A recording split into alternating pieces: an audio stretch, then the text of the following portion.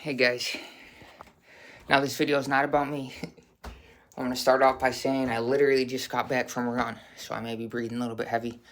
But while I was on the run, I was thinking, I really want to share something with you guys today. And otherwise, I'd be outside, but it's nighttime and, the lighting isn't the best out there. So hence I'm making the video inside, and on top of that, in a setting that, I don't typically make the videos in. But anyways, I was thinking, reflecting on a conversation I had with somebody earlier today, a couple gentlemen.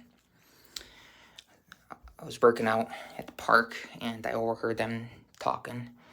So I walked up to them and I was like, hey guys, I wasn't eavesdropping or nothing, but I overheard you say a couple things and I'd like to chat with you. Like, yeah, cool dudes, easy going, easy to talk to. As a matter of fact, there's nobody really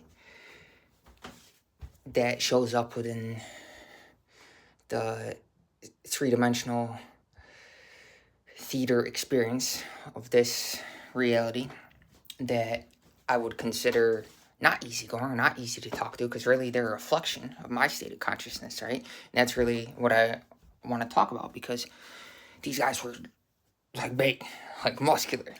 And I used to be that way too when I was eating meat and when I was focused on aesthetics and really identified with physicality, identified with the body, more so than consciousness in the mind. And body's an expression of mind. We want to identify more so with the mind because it's at a higher level of energy. And really, the body is a puppet controlled by the mind. And thus, when we identify more so with the mind, then we're able to see reality in a different light and ultimately transcend the mind. But a lot of us first have to identify with the mind and understand our psychological function, our psyche, before we can transcend it into pure awareness, into identification with consciousness, which is different than the mind. Mind is more individuality, personality. It has to do with me and can kind of create a boundary if we're not careful. If we identify as a separate mind, not as part of the universal mind, as everything is expression of the same mind. We're individualizations of the one mind, right? But in order to transcend the mind, it's necessary to identify with it first. Unless, of course, we take a shortcut, like a psychedelic experience or something like that. Or even, doesn't even have to be a drug. There can just be a profound moment, and Zen, it's called Satori, right? Where it just, everything opens up and you realize, wow, I'm so profoundly connected with everything. There's no separation between what is this one and what is everything else, right? It's all one. I'm not separate from it. But anyways, to loop back. So having a conversation with these gentlemen, and very easy going. And we're talking for a long time, and I'm not going to tell you everything we're talking about, but the moral of the story is I could tell just by the way they were talking that they were really identified with physicality. Because what spurred the conversation me to go over there is they were talking about eating meat. And one of them was saying, yeah, I did an experiment and I ate vegetarian for a month. And he's like, I didn't lose any muscle. He's like, I felt so much better. I felt cleaner. And he was just talking about his experience going vegetarian, from eating meat all the time to switching it up, not being identified with the rut. I think that his way is the only way. His way is the right way. Being open to trying new things, to experimenting, right? So I went over there and I was telling him what I just told you guys, like how I used to be very muscular. You see a lot of meat, and since I don't identify as a vegetarian or vegan or any of these labels, it's just a lifestyle at this point, right? Same thing, senior retention. It's not, I don't advertise it except on here. You serve as some inspiration for people that may be where I was at one point too. That's why I don't judge anybody. Because who am I to judge, right? Really, even judging ourselves, that's based on vanity. Who am I to judge myself or judge anything else for that matter? Life is a karmic unity. It's everything is perfect as it arises now. In essence, life is an interactive dance, a spontaneous dance of responsiveness. My intrinsic essence interacting with your essence. And it's all fundamentally the same essence, right? The same consciousness. And we can talk in terms of spirituality, like those words just spoken, or we can speak in terms of science. But really, there's, in essence, no difference, right? We can talk about quantum physics, quantum mechanics, and use that as a bridge from the linear Newtonian three-dimensional reality of causality, a reason, intellect, mind, emotion, and use that as a bridge to communicate the realms that I mentioned, the experience, the subjectivity beyond it, beyond the mind, pure awareness, the non-linear spiritual realms of existence. And a lot of us may not even know that there is spiritual reality, that there is something beyond the five senses. So we want to be open.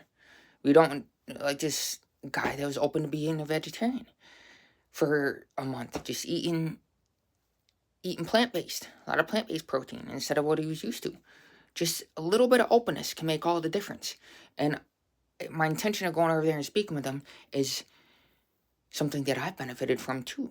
So I'm paying it forward. Sometimes somebody said something to me and a light bulb went off. Maybe it was just a single concept or even a word to spur me in a different direction. Maybe change my trajectory a little bit, right? Because over time, if the ship at sea, it can change its trajectory just by a slight little turn of the wheel, right? Doesn't have to be anything major. And over the first few weeks, that's not going to make it a whole lot of difference, right? It's first going this way, and you turn the wheel, and then it starts going like this for the first maybe month or 2 or 3 months, and then you get to years, and it changes its trajectory significantly, right? That's getting into the compound effect. But just planting a little seed. Something that I was talking to him about is fasting. And talking about openness, recently I discovered competitive eating. And initially, I would have been very judgmental. I would have been like, wow, that's repulsive. That's disgusting. I would have been a lot of assumptions on my part because I'm used to fasting. I'm used to the complete opposite end of the spectrum, right? And these people, competitive eaters, I'm watching them eat and I'm just like, oh man, it's gluttony. But as I opened myself up more, I realized, wow, these people are actually very disciplined because I research instead of allowing the initial judgment and the initial mental ongoings to deter me from that and close my heart off to that. I investigated even further and I realized, wow, they just eat like that 1 day a week. Uh, and that's their lifestyle. That's what they do. That's what they do for a living. But the other 6 days, they're super disciplined.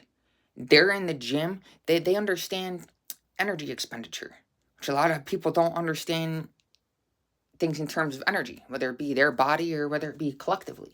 Everything is energy, and energy is everything, right? But anyways, these competitive eaters are super disciplined and regimented, and they eat clean 99% of the time, right? But for competitive eating, it appears, first glance, if somebody's judgmental, it might be, wow, that's disgusting. You know, some people think it's great, but it's really in the eye of the beholder. Just like diet, right? That's what I was trying to tell these guys about, is it's not so much whether it's meat or plant-based, or it's not so much about the physical substance. It's not so much even about the food. It's about what's within, because everything is a reflection. It is a manifestation of what is within. Everything that shows up in our three-dimensional experience is revealing to us about ourselves, what's within ourselves. And if we're identified more so with physicality, the body, we're going to believe in the reality of physical substance over what is within us, over consciousness. And as I was trying to tailor my approach, because it depends on the person, you kind of have to assess who you're talking to, and they say a few things, and then you're like, okay, they're kind of at this, I can say this, and it'll resonate with them, that it'll plant that seed, and maybe that light bulb will go off and spur them to look into this, and perhaps that'll change your whole trajectory. And same thing with a simple smile. I was telling somebody, I was actually talking to a homeless guy recently, not to get into that, but I was telling him, I'm like, just a simple smile. You don't even have to say anything. just a simple smile. I tell people, God bless your heart. Today I probably told 11 people, God bless your heart, because I'm in the city today. Like I said, I'm in a different setting than I normally am. I'm used to being by myself, so when I do get out, I love to interact with people. And, it's having the best of both worlds. Being the best of both worlds. Because I'm so used to being alone most of the time. And it's not that I have to be. It's not that I'm attached to being alone. And it's not that I have to be around people. It's not that I have to communicate and interact with people. But I can be fluid, flexible, right? Can ride the dance, the interactive dance of life. And not have to have it this way or that way. And I don't have to eat meat or have to do this. I'm not attached to it. Or whatever it is. That's just an example. I can be a vegetarian for a month. Or I can try fasting. Or I can be open to this. And there's no attachment to it. And there's no aversion to it. There's no feeling bad if, hey, because, you know what? I'm not perfect. I had an ice cream cone today. I was like, I'm in the city. It's like, formally, there would have been guilt about it. But I've done a lot of inner work. We can't skip that inner work. A lot of people want to develop in consciousness and want to, skip over the inner work. You can't skip over the inner work.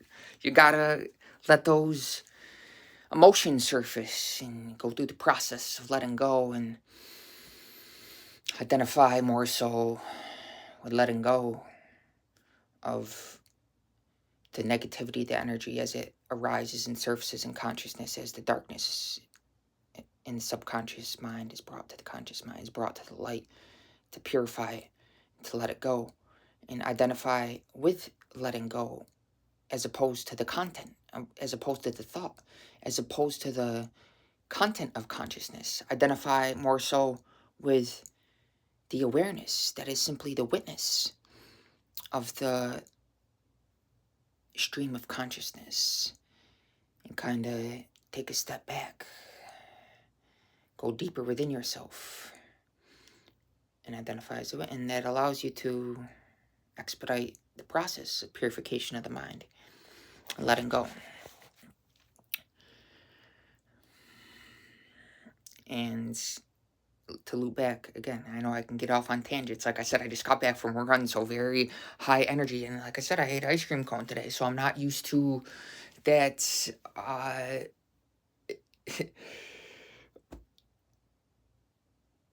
That spike of carbs. And that's why I went on the run too. I'm like, holy cow, just eating that ice cream. Like, whoa, I got a lot of energy. It's like a sugar high.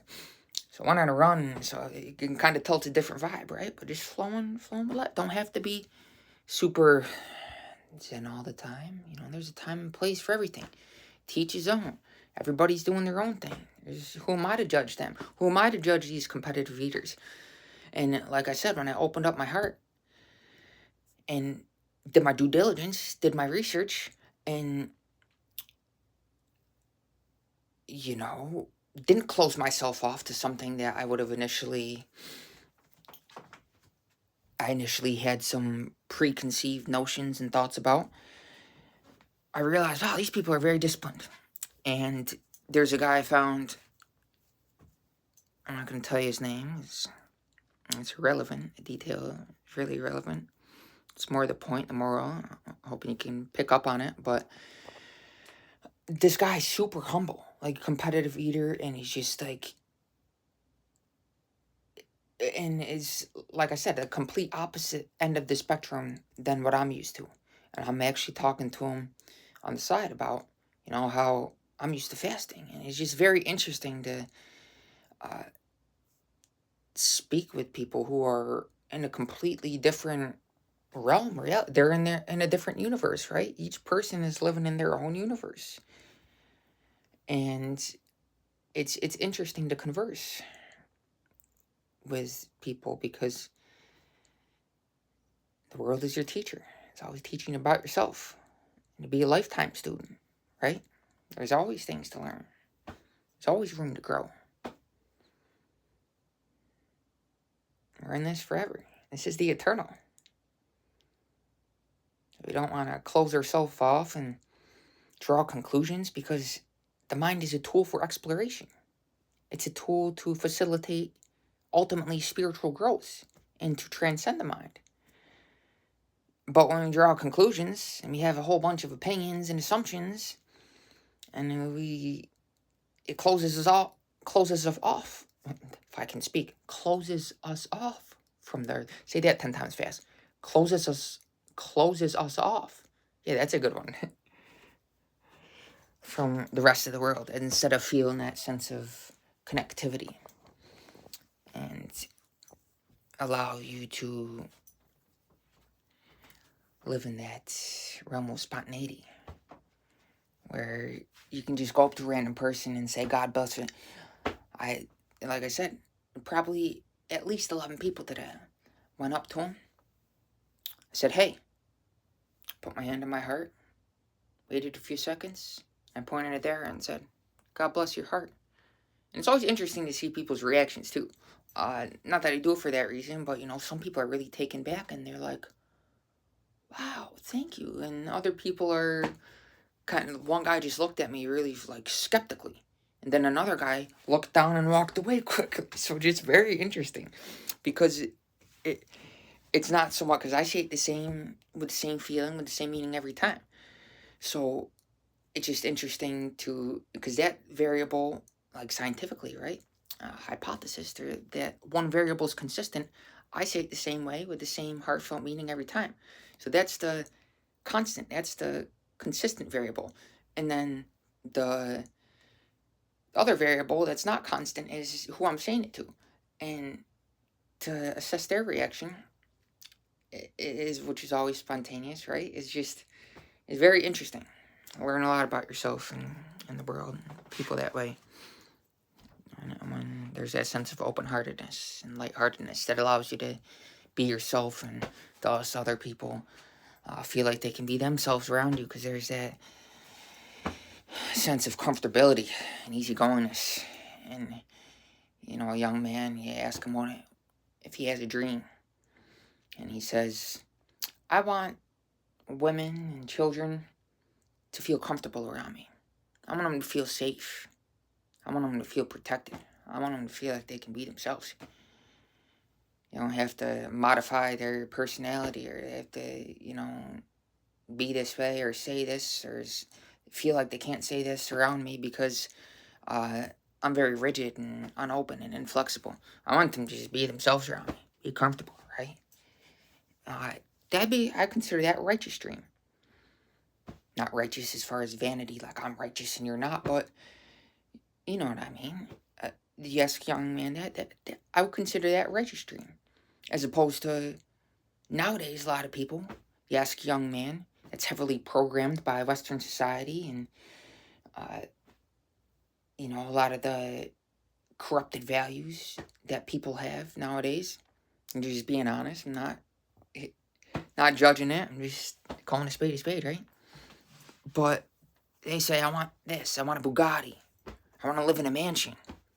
I want to be the fittest, baddest looking dude. Like, that's teach his own. That's, they think that's what they want. But once they come full circle, because that's what I used to want too. I used to drive around in a Charger and have the Versace chain, and, and having come full circle, having lived that lifestyle, I saw through it quickly.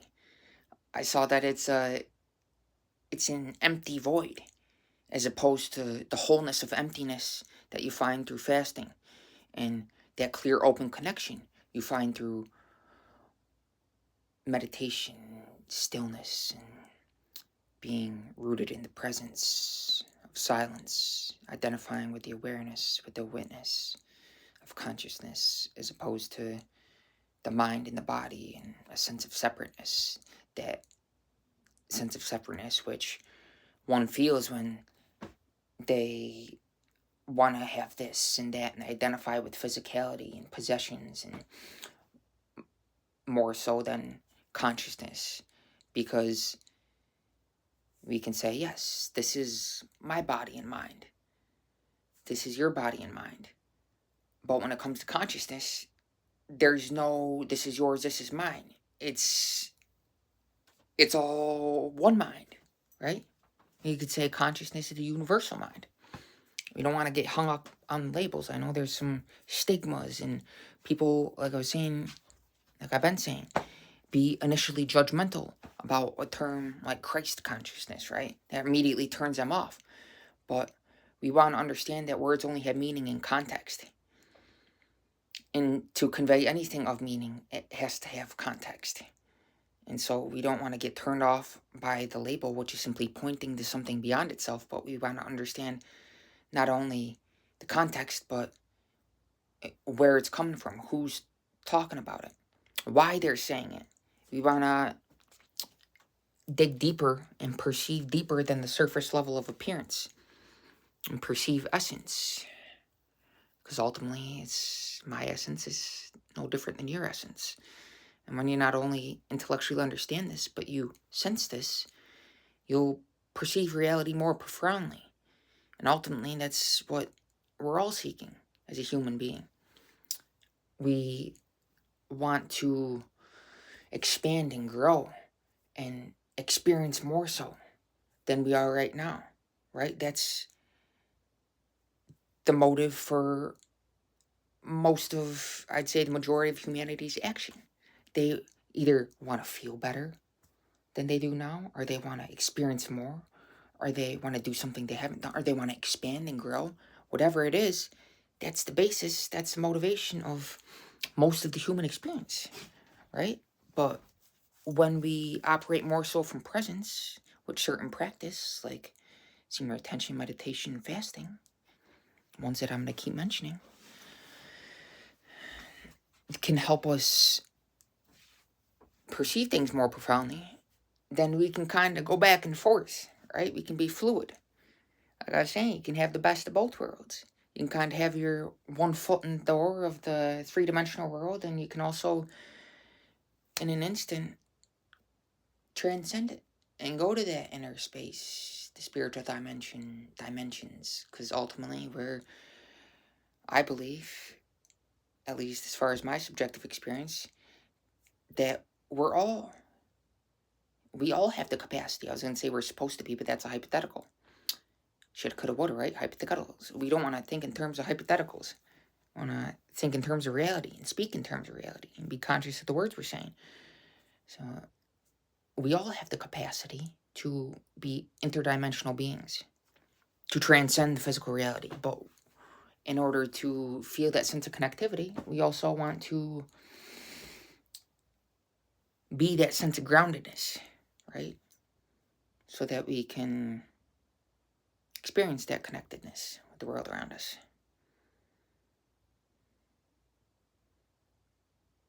Spending a lot of time in solitude alone and very regimented and disciplined in my own way. Not the right way, not the only way, right? But it's allowed me to really understand and appreciate the opposite end of the spectrum, which is just being open and outgoing, easygoing, easy flowing. like I am right now. This video wasn't planned. I didn't really know what I was going to say. I'm just speaking off the cuff. It comes from the heart. It's not coming from the mind. It's not coming from something that's planned. It's not coming from something that, oh, I got to get something on YouTube for the algorithm because I care about my subscribers. And not that I don't care about you guys. It's, I don't care about the numbers, is what I'm saying. You know, a lot of people are identified with the physicality and identify, attention seeking. And they think that that gives them their value. That the number of subscribers or number of likes and comments, that their value is derived from that instead of what is within. So we want to see things clearly so that we understand that, no, the value is not out there. It starts in here. And what is out there is a reflection and a manifestation of what is in here, what is in consciousness, which ultimately starts with the heart, right? As man thinketh in his heart, so he is. So is he. Eternally. Heart, the place of infinity, the place of eternity, the place where we initially begin to transcend the three-dimensional physical reality. And to loop back, these guys that I was speaking to earlier, that really inspired this video as I was reflecting, as I was running, how I believe I planted the seed in their mind and consciousness. At least that was my intention of speaking with them. Talking about fasting and talking about my experience eating very cleanly and lightly, and vegetarian, no meat eating. And of course, to provide some context, I told them, as I told you guys, like I used to eat a lot of meat, so and it means more so when you've kind of experienced the whole spectrum, right? And I'm not saying I'm not a know-it-all. I haven't been there, done that, and done it all. Like I said, a lifetime student. There's always room to grow. But, having experienced, I'd say, the whole spectrum of human emotions, which is a common ground amongst all of us, right? As I was talking to the homeless guy, I'm on tangents again, going back and forth, but I was telling him, like, we all pretty much, I've personally never been homeless, but I've likely experienced the same emotions you have. It's just different details, different situations, different upbringings. But ultimately, we've all pretty much been through the same stuff. Varying degrees, right? Like I said, of course there's variables, but if we're honest, if we're open, there's that sense of openness, we'll realize, hey, there's always common ground to be found. Anyways, a little back again. Speaking to these guys, my intention is speaking with them, planting the seed, is to be open. And I told them, as I told you guys, the competitive eating. I use that example, like how I coming across that recently. I learned more about myself. So I initially would have been judgmental, and as I opened myself up to it, I realized, hey, there's more to this than meets the eye. I don't want to judge a book by its cover. Don't want to judge the surface based on appearance.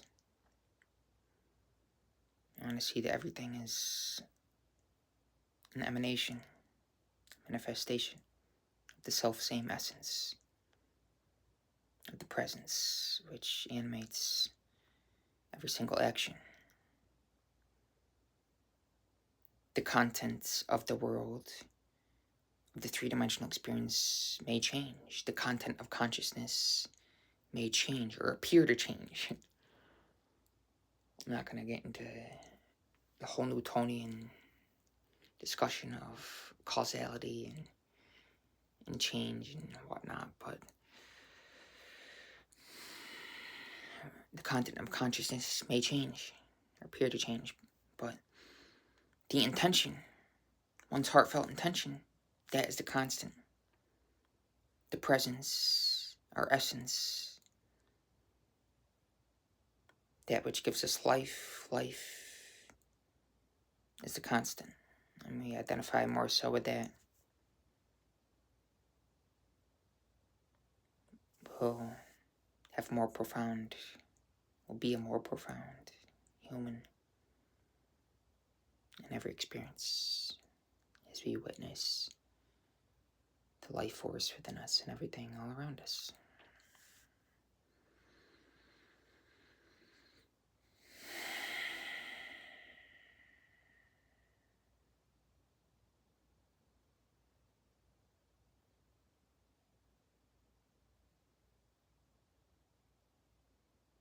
To be able to go back and forth from right now, I could go outside and run a marathon. And then, like that. Like I said, not to make it about me, but close my eyes and go into the realm of subjectivity, to the complete utter silence, the stillness. Be able to go back and forth. That flexibility allows us to exist in this reality a lot more harmoniously.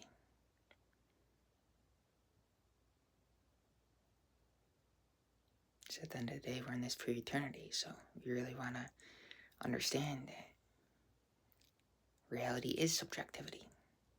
We want to develop that relationship with ourselves, become our own best friend.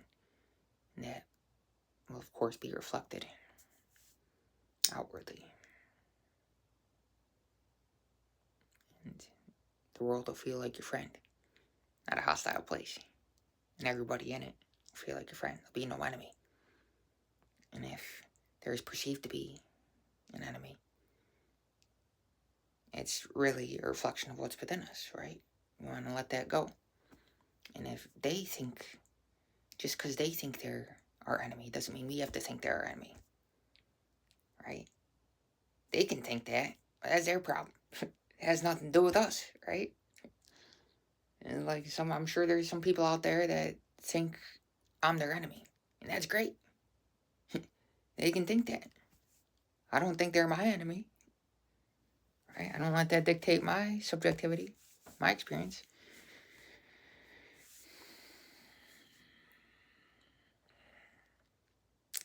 My responsiveness, not reactiveness. I'm not reactive to life. I consciously respond.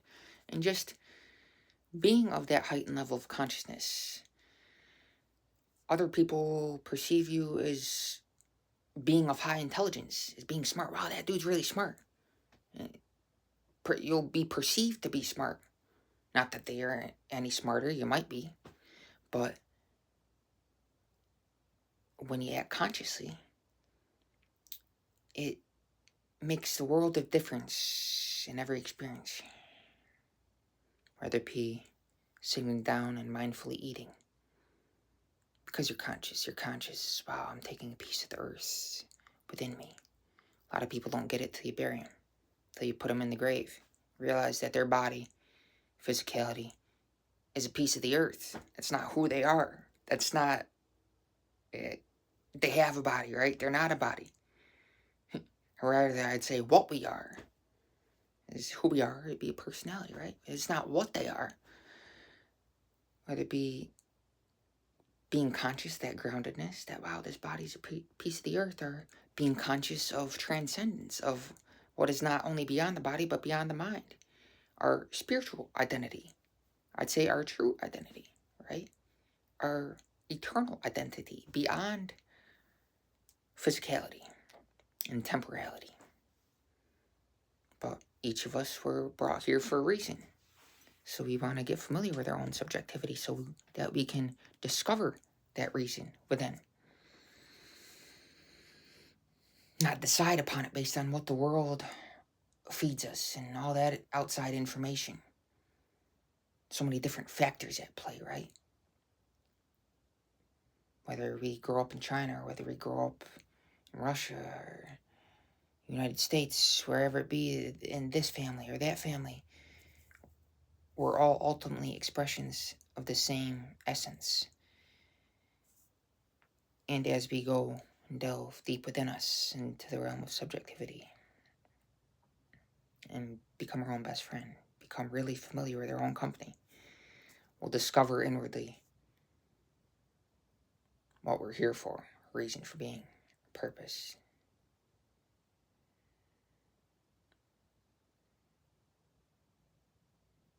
We won't let the world determine it for us.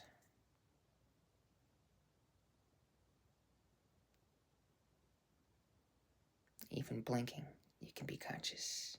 Every single movement, the minutest action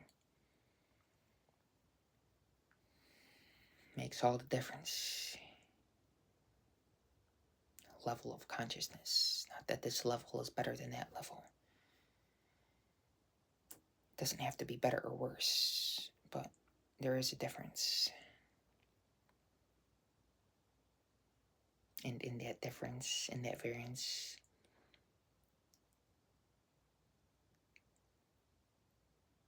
it's the same essence. So there's the same paradox, right? Seems to be a world of variation. But when you see beyond it, when you be beyond it, and thus one with it, at the same time, simultaneously, transcendent and connected to it, and you perceive the world and your relationship to it more profoundly. I'd say in terms of spirituality. Don't want to get hung up on the term or the word, but try to see where it's pointing to, right? Anyways, so I'm just looking at the time. Somebody asked me today, like, what was the highlight of your day? I said right now, no hesitation. I said that answer will never change. There might have been a flux, like I said. There might have been a flux in the content of consciousness. But as you identify with the constant, consciousness itself, which is always right now, you realize that that's all there is.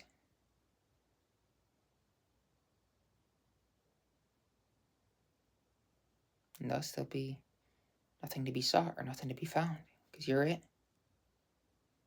It's all right here, right now. That'll never change. Everything you need. As your heart beats, the body breathes itself. You're right where you need to be. For all eternity.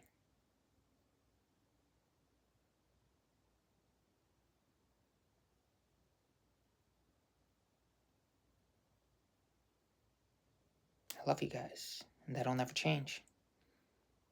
Whether I'm in this body or incarnate as another body. Or perhaps, maybe, don't incarnate again in this three-dimensional reality.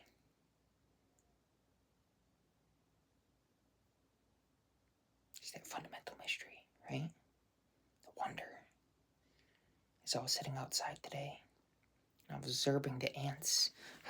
The ants in my pants. I was sitting out in the sun. And I felt something on the leg. Looked down and wow. I didn't call it an ant. I was just observing it. The profound intelligence that it's just so spontaneous. And it's, they can carry in terms of pound for pound strength. They're a lot stronger than any human being. They can carry like crazy times their body weight. And I'm just observing the ant. Wow. There's no sense of separation. And then I was thinking that, how some of us maybe live in a reality subjectively where we box ourselves up and see a world of words. Looking up, oh, that's an amazing sunset, and we're thinking about it instead of being with it, instead of being one with it and connected to it, and feeling like there's nothing separate. We're labeling it and naming it. And, I lived there too, that level, that space of consciousness, and that's not the best place to be. There's nothing wrong with it, but we want to transcend that aspect of intellectuality subjectively so that we can feel that sense of connectivity with the world around us instead of labeling it, naming it. And even if we are labeling it, naming it, and identifying it and thinking we know it, and thus being arrogant about it, it, we don't have to beat ourselves up about it, because self-condemnation and feeling guilty about it, that's not going to lead to any growth. We want to let that go. You just want to identify with the witness. Okay, I'm labeling this. Become conscious of it. Not beat ourselves up about it. And over time, as you take that step back to your inner light, to the pure awareness, and observe your stream of consciousness, naturally, there'll no longer be a sense of separateness. There is that perpetual, eternal at-homeness.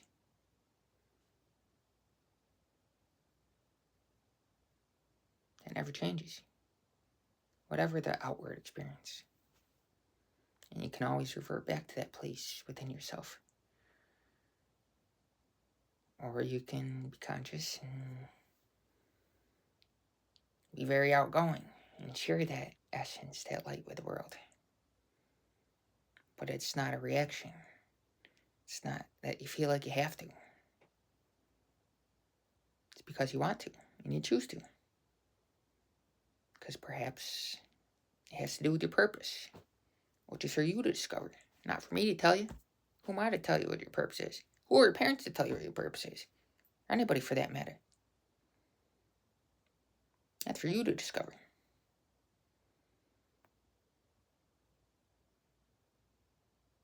And even within this one video, there's so many different vibes, right?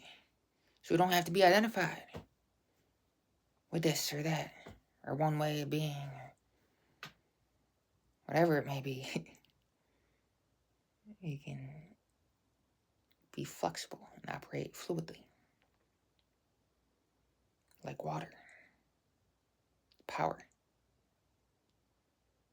pure water, which is like consciousness in its purest essence. It's pure like water, right? But then as we grow up and gather experiences, some of us in the school system teaches us to identify with memory, to recall this, and then remember this, and then you pass this test, and you're going back and forth between so-called past and future, and thus losing sense of the present. We're taught this, so it's not necessarily even our fault, right? But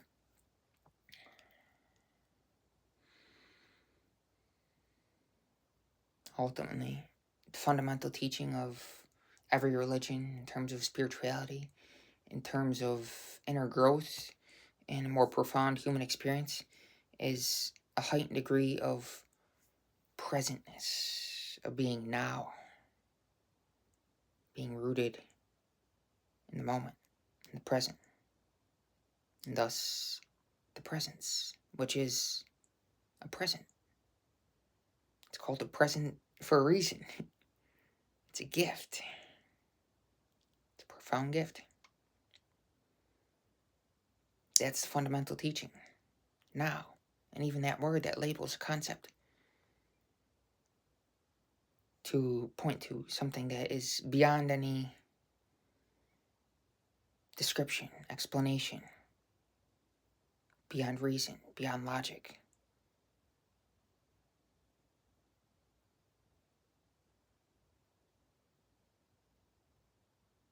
And I guess that's a good place to end it. Love you guys. That's the constant. That'll never change.